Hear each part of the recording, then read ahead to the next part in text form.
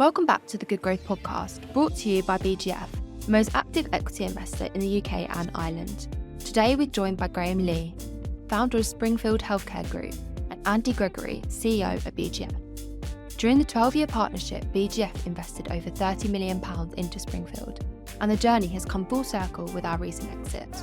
In this conversation, Andy explains how Graeme's passion stood out from their very first phone call, and why BGF sets such high standards when it comes to investing in the care sector. Graeme shares what drove him to step into a leadership role in his family business, how he expanded Springfield from a single site to 6 care villages, the challenges he's faced along the way, and his key advice for fellow entrepreneurs. You won't want to miss this one. Well, Graeme, welcome to the BGF Good Growth Podcast. When did you think about taking investment, and how did you when was the moment that you thought?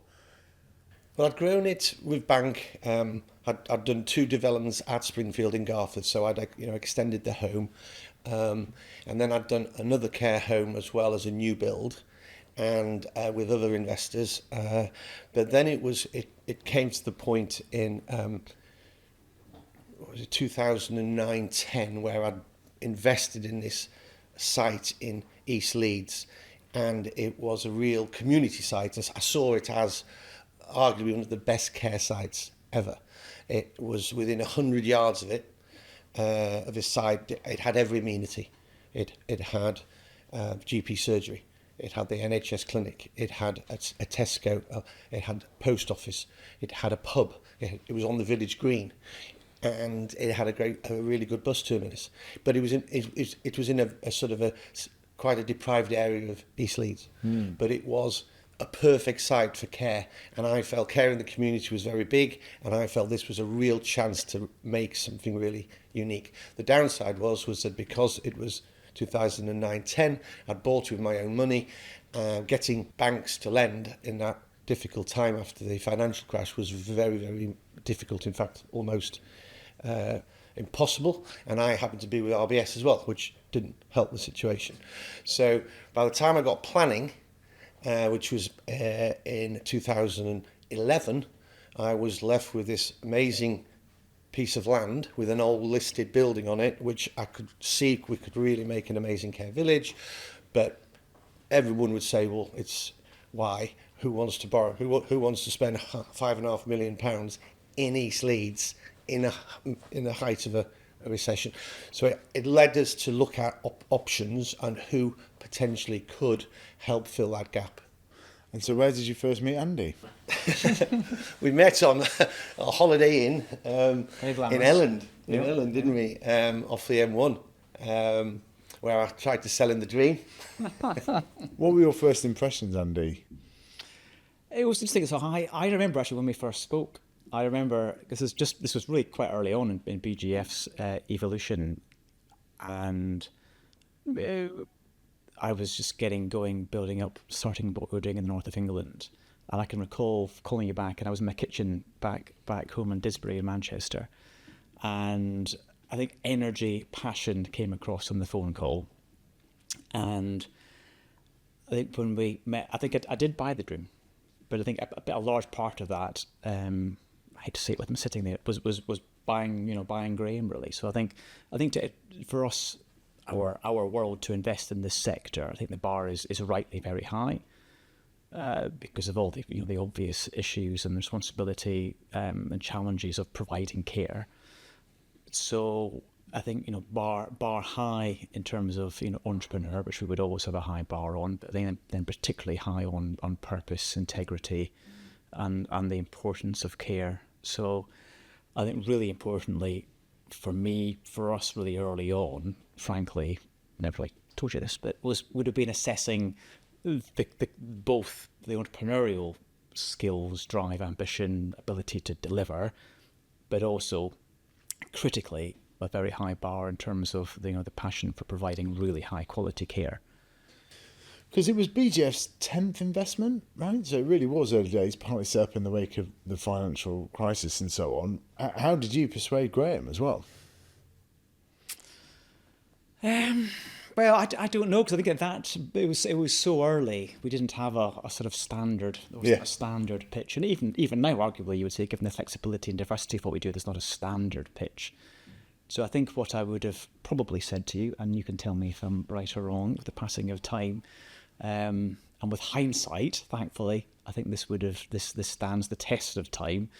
Would have been, flexibility, scalability, patient capital, minority mindset, supporting an entrepreneur, not coming in to own a business or control a business. So I think a combination of the support, flexibility, and the patience of the capital. Yeah. But it's fair to say, certainly, in the glamorous motorway services in Ireland, I would have no foresight as to obviously how things could have evolved with the scale and success that they did.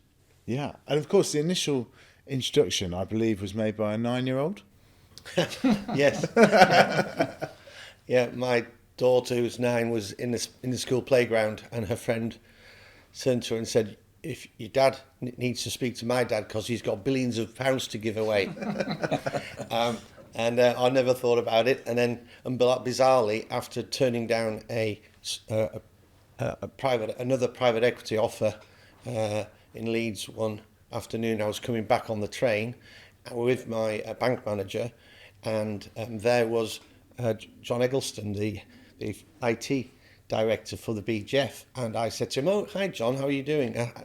I hear you've got a new job." And he said, "Yeah, I'm working for BGF." He started explaining what he did, and my bank manager said, "Well, you should be talking to Graeme."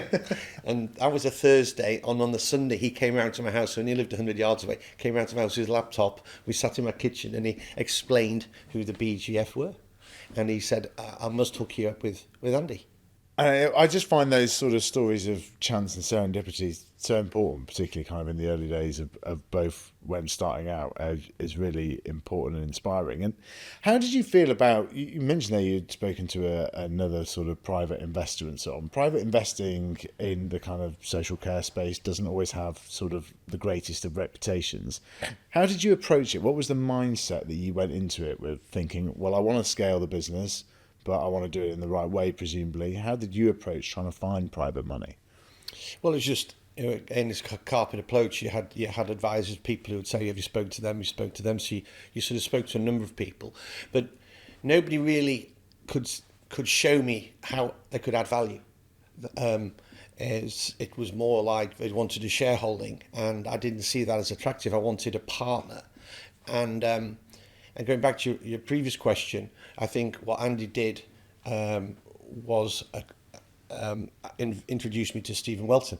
And Stephen wanted to meet me just before the decision was made. And again, salubrious meeting, rail hotel on York Station.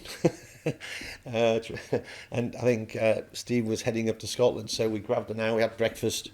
Yeah. And but the key thing he said to me was, he said, private equity has got a poor name in the city.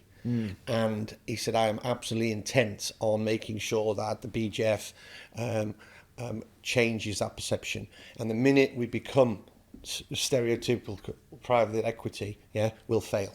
And he said, we want to back quality entrepreneurs. We want them to succeed. And if they succeed, we will do well. And he said that is his ethos. And I bought into that. I bought into what Andy was saying. And I felt these people could add value. And they have added value. It gave me many benefits, which I hadn't realised in some instances. They gave me more professionalism. I remember saying to Andy, do I need an FD, Andy? And he's like, yeah, you do. I was like, oh, really? I like your optimism there. My finance manager. My finance manager is very competent. He says, no, Graeme, we need an FD. I said, okay, fine, we'll have an FD then.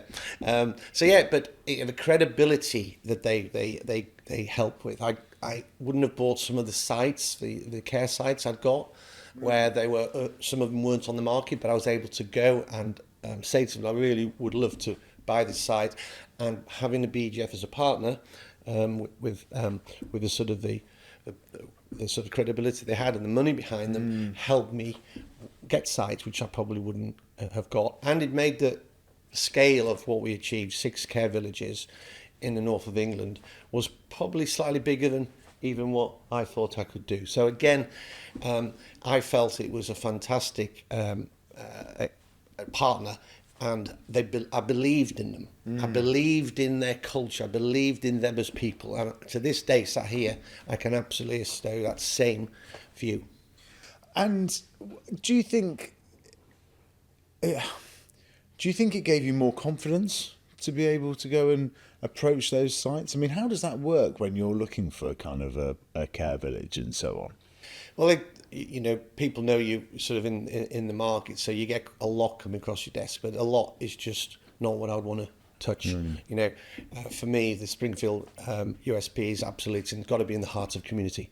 Older people aspire to live in the heart of a community as long as they can. And so having sites which are right in town centres or close to all these amenities are massive, but it means that it takes longer. It's often more expensive because they're in town centres, and so you get a lot of planning issues and you get a lot of problems, and obviously the time it takes. So therefore you need a great partner to support you with that and the time it takes. I mean, one care home took 7 years from finding the site right through to actually having it open and running. That's a long time, and that for private equity is very unusual for to say, well, we'll back you. And then when you throw in all the other things we had, at earlier days we had quality problems as the new regulations came in. We had COVID. I mean, COVID really hit the care home sector, and we were no different. But Brexit as well, all those things, and then post-COVID, and then we had obviously all the issues with the economy in the last few years. It's been very, very tough. But BGF have always remained very supportive and aligned with what Springfield and I was trying to do. So yeah, it gave me a lot of confidence, even in say a COVID experience where we'd lost residents. We were struggling. We lost 40 residents. I got in 2 communities and it took them all. It was just as bad as it seemed on the TV. And I'm thinking this could be good night Vienna for Springfield. But no, we all banged down the hatches. We got testing and we were able to lock the buildings down. And the BGF supported us significantly through that. And yet we were lot-making. We'd got incredible amount of debt. And it was one of those moments where it was like, they gave me confidence so we can get through this. And I think that's very important. And you've had some really ambitious projects and sites that you've done, including the chocolate works as well. Can you talk to us about that and what your reaction was, Andy, when it sort of came along and said, I want to take this old chocolate factory and change it? Yes, it was a beautiful old listed building. It had been empty for 15 years. Nobody could find a use for it, and it was the old Terry's Chocolate Factory headquarters. So it was quite a regal looking building, and it was right at the front of the site, which I found really useful because the back of the site had been sold off for housing and apartments, whereas the Chocolate Works head office had a huge internal space, which meant it was very difficult to do anything with. Couldn't be a hotel. There was so much wasted space because I had this huge open expanse where all the administrative staff would work. And I came up with this concept of maybe I could turn that huge space, I could halve it and make a beautiful market square with an 8-metre tree, oak tree. I always saw it as an oak tree. And we could really make it special. And because it was at the front of the site, I actually said, wow, this actually could make a real statement about older people. It's like we're put in right at the forefront of this development. And so I really said this is a way of changing how people view health and social care in a care home setting. We could really raise the bar and deliver something very, very innovative and unique and bring such an amazing building back to life in the heart of a community. And what did you think, Andy, when sort of this plan came across? Well, I think it's fair to say it's not as Graeme's already touched on, it's not the normal private equity sort of path to go down, which certainly was my background.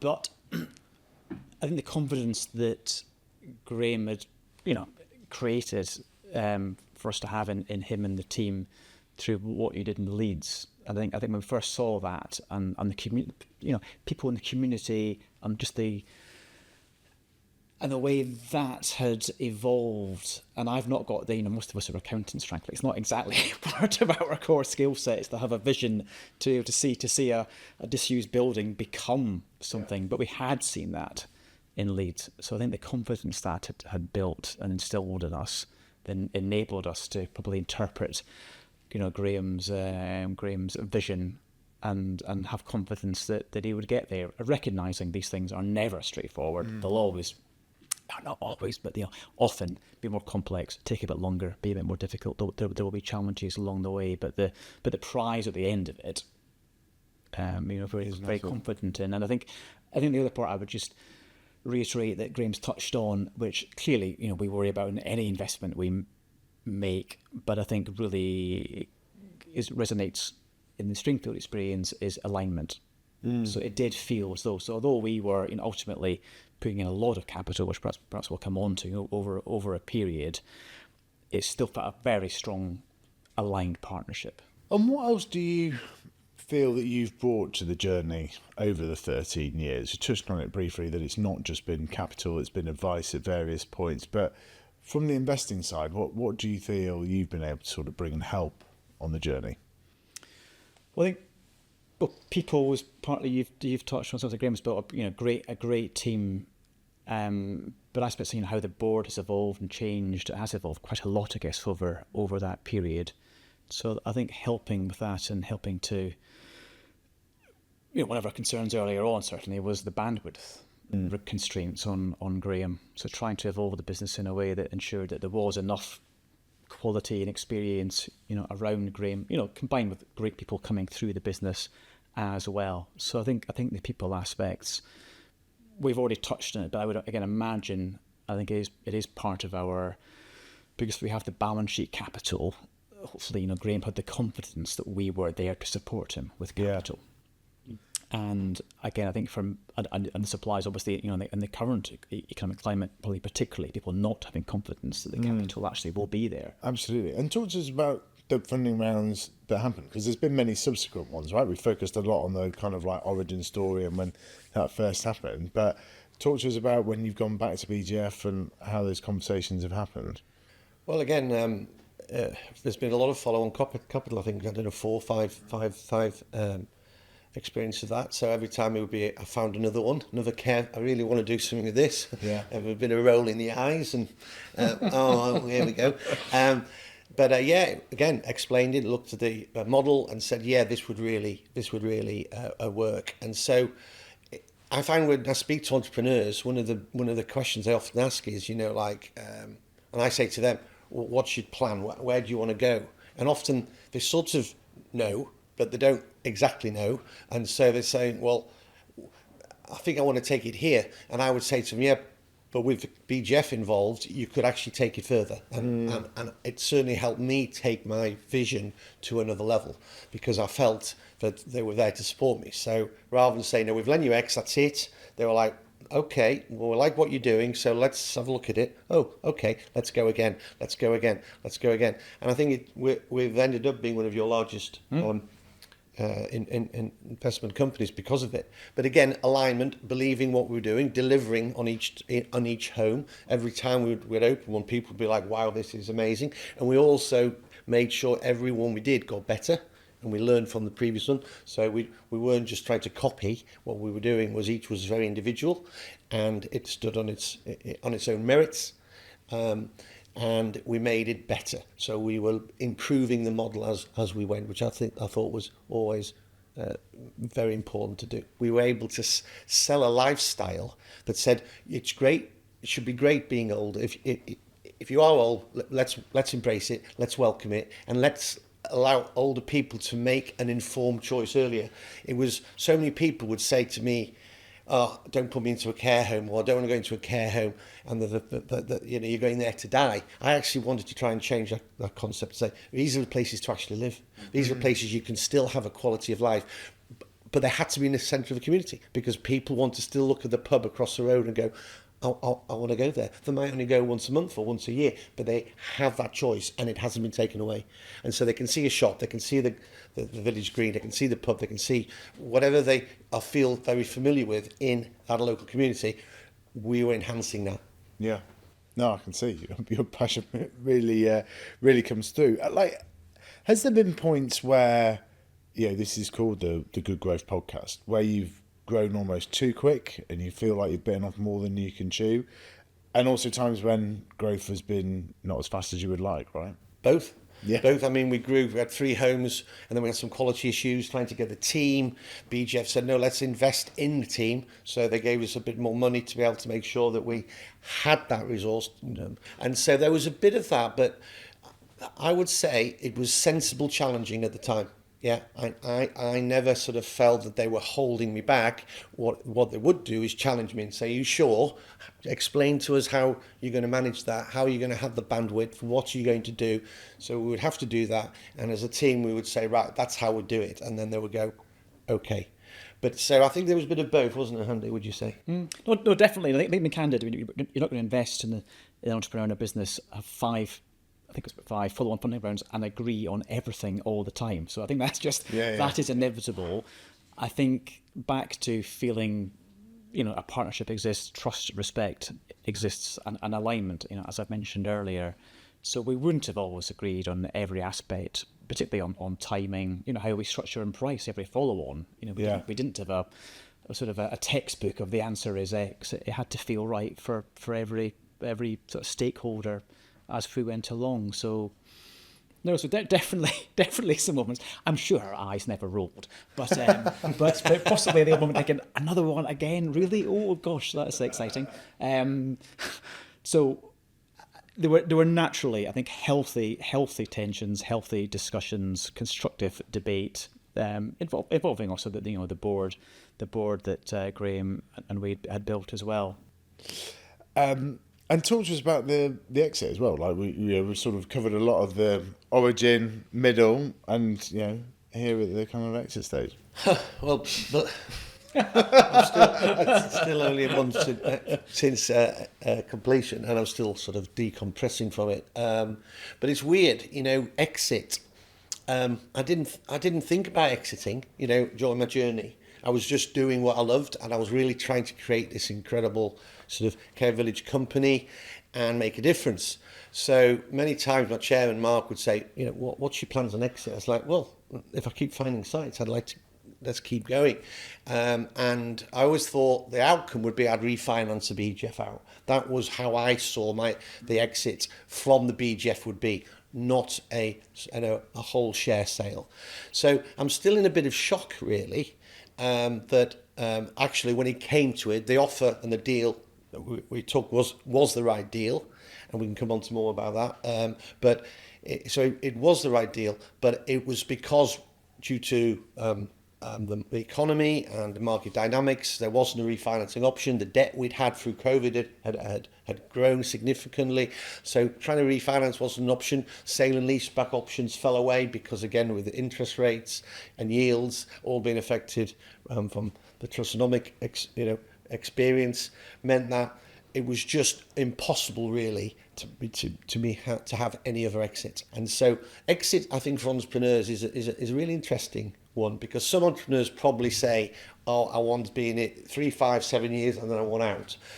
But I would say a lot of the passionate ones, the really people who have got a business and they've got a great idea or they've got great people, they're not thinking about their exit. Maybe Andy can say more about that. So I think it's for an entrepreneur, it's actually trying to think about that more, because I didn't. I just thought about how I would be able to elegantly get the BGF refinanced, and so exit was sort of a word that I didn't really explore, and I'm still probably still getting used to it. Yeah, no, I can imagine. And how does that sort of work from your perspective, Andy? Because this is a really long investment, as we've sort of talked about. Like, what are your thoughts from the investing side on it? Well, I think touching on it earlier, we can be flexible, and that's part, I think, of the initial conversations we had. Become flexible in terms of how we scale, and they can be flexible in terms of time scales and sort of, you know, hold periods and time horizons. And, you know, back to ultimately having confidence we would get to the right place. So we weren't worrying about that, and very happy, very comfortable with the relationship that we had with Graeme and the team. And I mean, Graeme was only really just scratched the surface there, because there was, you know, one exit process, but given the market dynamics and totally unforeseen scenarios, this was the third process that Uli went into. So, you know, we recognise you can have all the best intentions, all the best plans, best execution, and you might not get there. And it's not only about the economics; it's finding the right home for the business, which again, you know, Graeme and I discussed not that long ago, because that was very important to you. It wasn't just about getting the right deal; it was actually where the business ended up. You know, I think back to Graeme's views on the importance of people and what's in the business. So that's also really important, which we absolutely respect. And I think we're touching on it just before we sat down here, just recognising the emotional roller coaster that then creates, and hard enough just, you know, economics and everything else, but when it's something that, you know, an entrepreneur has created, and particularly with a very strong sense of purpose and the emotional ownership, that is very difficult. So we're absolutely delighted where we've ended up, but I think it's been, you know, to say it's been a journey probably is a slight understatement. Yes, the roller coaster element. How have you coped with that, and what would your advice be to entrepreneurs going through it now, having been sort of coming to the end of the roller coaster? Got to pace yourself. That's one thing I would say, and Andy will probably endorse. These processes invariably take a lot longer than you think. So I would say pacing yourself, being in good shape. You know, I mean, genuinely getting yourself really mentally, you know, up for the experience, and making sure that you are on your A game. Yeah. I think, and that goes across your team, making sure everybody's clear that it's not a sprint, it's going to take longer. And Andy, what's your advice, having, you know, because an entrepreneur only goes through one exit, right? Whereas you go through, you know, many more than that. What's the sort of the common themes that you've seen over the years, and what's your advice to entrepreneurs going through it? I think, well, I had the benefits. In a past life, I was CFO of a private equity-backed software business, and we actually did go through an exit, and we also went through a couple of false starts. And I think the resilience point, I think, is huge. I think you never get ahead of yourself. Yeah. I think, and even back then, being a bit of a cautious individual at heart, seeing people getting ahead of themselves was really concerning. And then because it's just such an uncertain process. I mean, in the current climate, you know, even more so. I think it's a very difficult environment, and things, you know, can be very unpredictable.